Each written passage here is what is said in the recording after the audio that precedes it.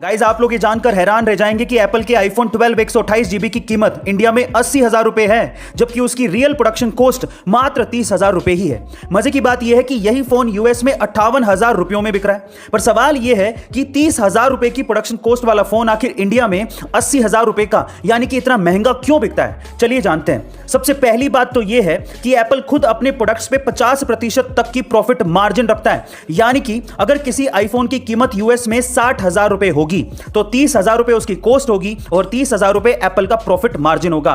लेकिन इसके अलावा जब यह फोन इंडिया में आता है तो उस पर 18% की जीएसटी और 30% की इंपोर्ट ड्यूटी लग जाती है और इसी वजह से 30,000 रुपए का फोन 80,000 रुपए में बिकता है। एप्पल दुनिया की सबसे इनोवेटिव कंपनीज में से एक।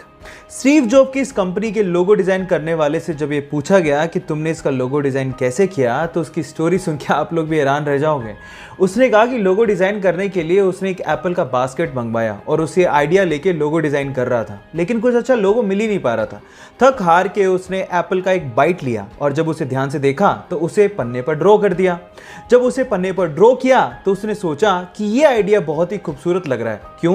क्योंकि कंप्यूटर में एक टर्म होती है बाइट, जो कि एप्पल की बाइट से थोड़ा बहुत मैच करती है। तो उसने सोचा कि इससे अच्छा आइडिया और क्या हो सकता है। एप्पल कंपनी का नाम सिर्फ उनके प्रोडक्ट की क्वालिटी के लिए ही नहीं बल्कि एप्पल कंपनी की सोच की वजह से भी है। कैसे? मैं आपको एक एग्जांपल देता हूं। एक्चुअली एक बार क्या हुआ कि एप्पल कंपनी के आईफोन 11 की एक मोबाइल के बैक साइड में एप्पल का लोगो मिसप्रिंट हो गया। अब एप्पल कंपनी वाले चाहते तो इस फोन को फेंक सकते थे यह कह के कि ये तो एक मैन्युफैक्चरिंग डिफेक्ट है, इसे कौन खरीदेगा। लेकिन उन्होंने कहा कि ये एरर एक बड़ी ही यूनिक और ओड एरर है। 100 मिलियन मोबाइल्स में किसी एक फोन में ऐसा होता है और ये कह के उन्होंने इसकी बोली लगाई और उसी फोन को दुगने दामों में बेचा।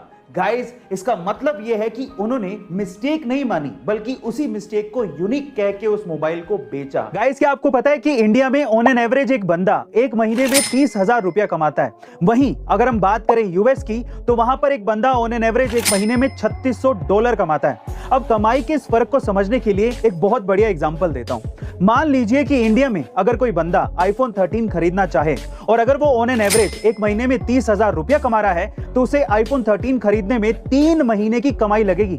वहीं अगर कोई बंदा यूएस में आईफोन 13 खरीदना चाहता हो और अगर वहां पे वो $3600 पर मंथ कमा रहा हो तो उसे सिर्फ 8 या 9 दिन ही काम करना पड़ेगा। गाइस, ये फर्क है और इसी वजह से लोग यूएस जाना चाहते हैं। आपको ये अमेजिंग फैक्ट जान के कैसा लगा कमेंट सेक्शन में जरूर लिखेगा। एलोन मस्क जो कि रिसेंटली ही अमीर लोगों की सूची में नंबर 1 पर आ गए थे, उसकी वजह आप जानते हैं? उसकी वजह है टेस्ला कंपनी और उसके बढ़ते हुए शेयर प्राइसेस। लेकिन क्या आपको पता है कि एलोन मस्क ने एक बार ट्वीट करते हुए लिखा था कि जब टेस्ला कंपनी के बुरे दिन चल रहे थे तब एलोन चाहते थे कि एप्पल कंपनी टेस्ला को एक्वायर कर ले, लेकिन एप्पल कंपनी के सीईओ टिम कुक ने एलोन मस्क से मिलने तक से मना कर दिया था और आज टेस्ला कंपनी दुनिया की मोस्ट वैल्यूएबल कार कंपनी है, जिसकी वजह से एलोन मस्क दुनिया के सबसे अमीर लोगों की सूची में इतने ऊपर पहुंच गए हैं।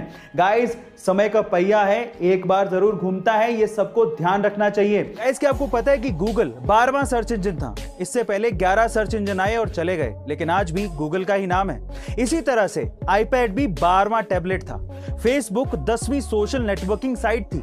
टेस्ला वो पहली कंपनी नहीं थी जिसने इलेक्ट्रिक कार बनाई और अमेज़न भी वो पहली कंपनी नहीं थी जिसने ऑनलाइन बेचना शुरू किया। इससे पहले बहुत लोग आए और चले गए, लेकिन आज इन्हीं का ही नाम है। कहने का मतलब यह है कि इससे कोई फर्क नहीं पड़ता कि किसने पहले शुरू किया, बल्कि इससे फर्क पड़ता है कि जब मार्केट तैयार था, जब मार्केट में अपॉर्चुनिटी थी, तो किसने सही तरीके से शुरू किया। एप्पल कंपनी की वर्थ आज $2 ट्रिलियन से भी ज्यादा है और ये दुनिया की सबसे मूल्यवान कंपनियों में से एक है। पर सवाल ये उठता है कि एप्पल कंपनी आखिरकार यहां तक पहुंची कैसे? चलिए आज मैं आपको बताता हूं। जब स्टीव जॉब्स ने एप्पल कंपनी की शुरुआत की थी तो वे सिर्फ ऐसा प्रोडक्ट बनाना चाहते थे जैसा वो सोचते थे। वो एक फ्यूचरिस्टिक थिंकर थे।